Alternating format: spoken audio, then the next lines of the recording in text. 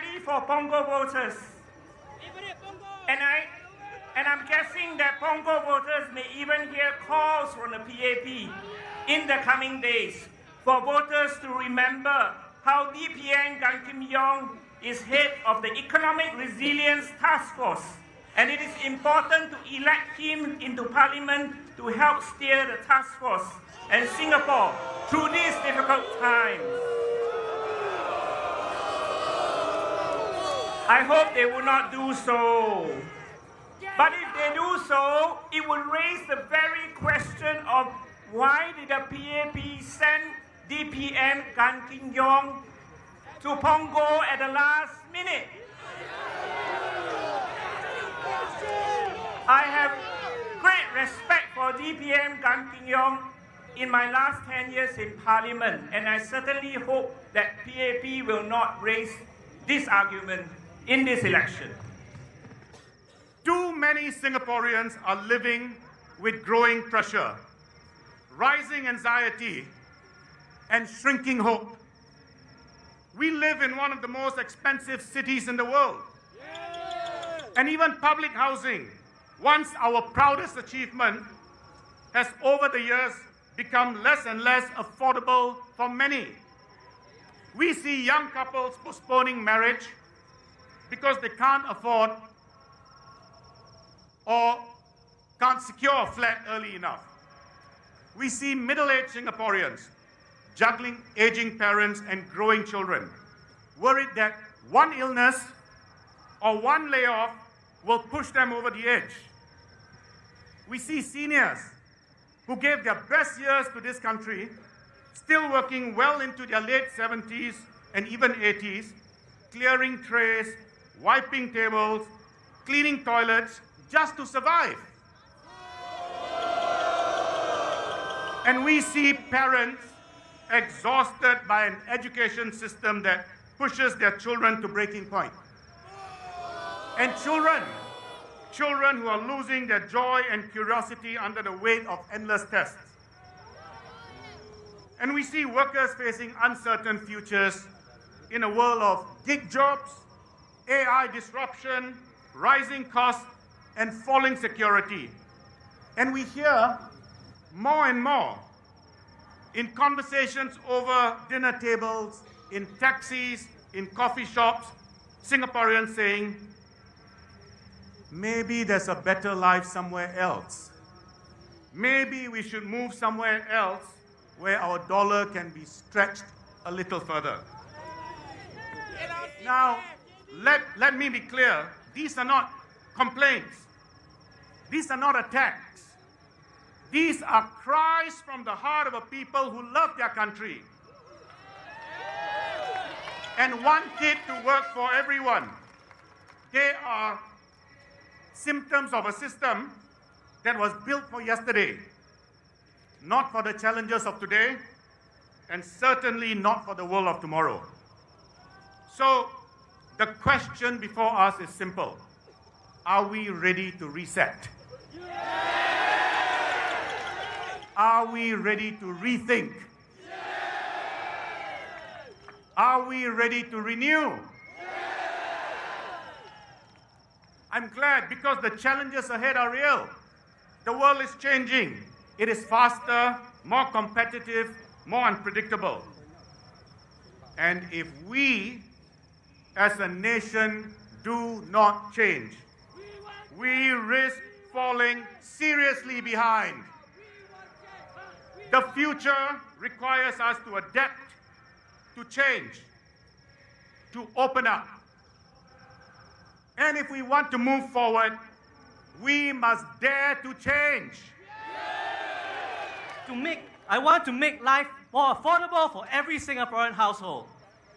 Rising prices are squeezing family budgets. The GST increase to 9%, high utility bills, and escalating costs have made life harder for all of us. We need practical solutions. And that's why the Workers' Party has proposed them. We want to exempt essential goods from GST. We want tiered pricing for utilities so that the lowest income groups can pay less. And we want free public transport in off-peak hours for our seniors and pioneers. Secondly, I stand for supporting young Singaporeans and young families like myself. Housing is still a top concern. We need clear affordability metrics for first-time homeowners.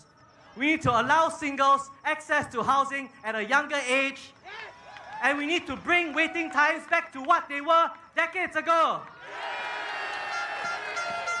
Third, I stand for education that nurtures creativity and critical thinking for our youngest minds. We must reduce examination stress. We must cap class sizes.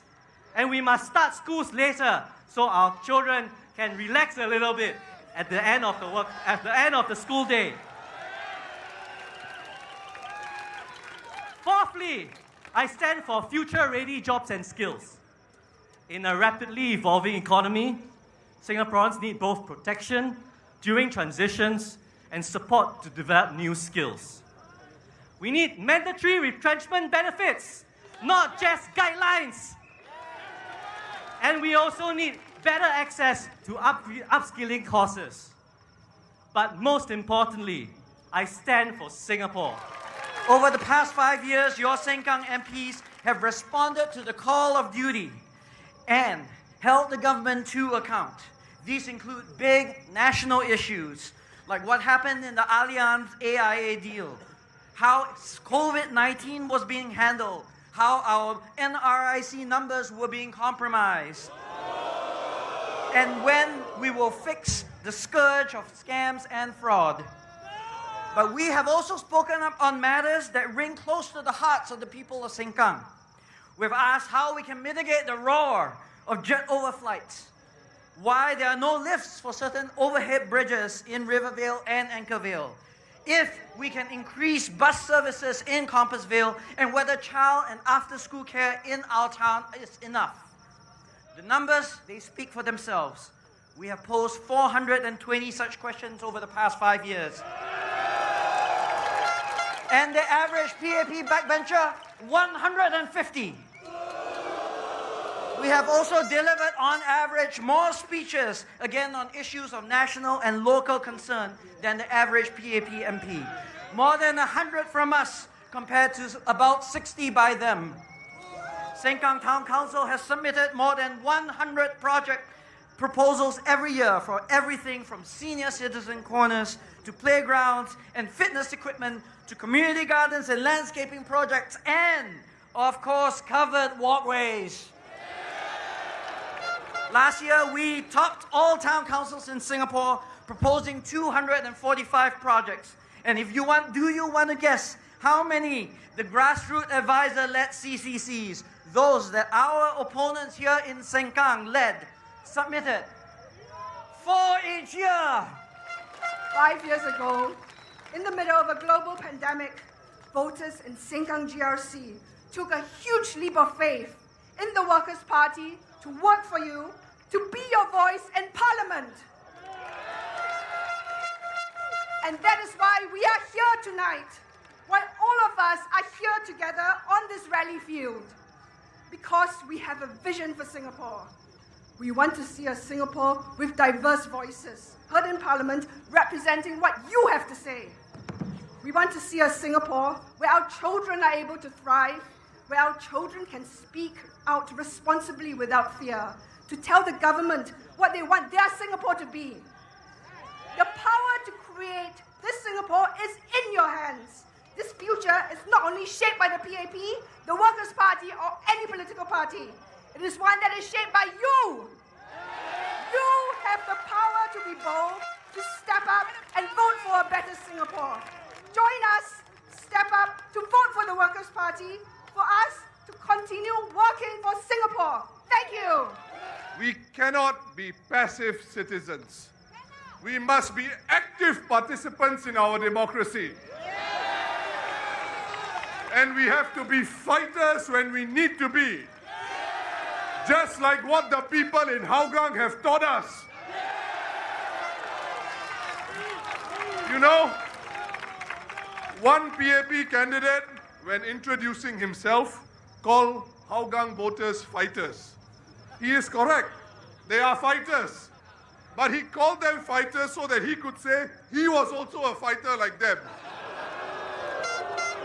He wanted to borrow their glory. But he forgot to ask himself one question. How did the people of Hougang become fighters? They did not become fighters by choice. So what made them fighters? They had the iron in their spine to vote opposition and vote for the Workers' Party. When elections come, the PAP brings out labubu, teddy bears, ice cream, fish, eggs, and the latest, toothbrushes. But if the PAP wins big and you have a parliament with only opposition NCMPs, the PAP won't need to listen to Singaporeans. The PAP will claim to have a strong mandate, by which it means it can do whatever it wants. One of the things that the PAP did recently was to turbocharge inflation by raising GST during a time when inflation was already raging. How could it do that? You do not hike GST when inflation is surging. Your people suffer more. But the PAP dominates our political scene. It can make such serious errors of judgment in timing and then give out teddy bears, ice cream, and toothbrushes.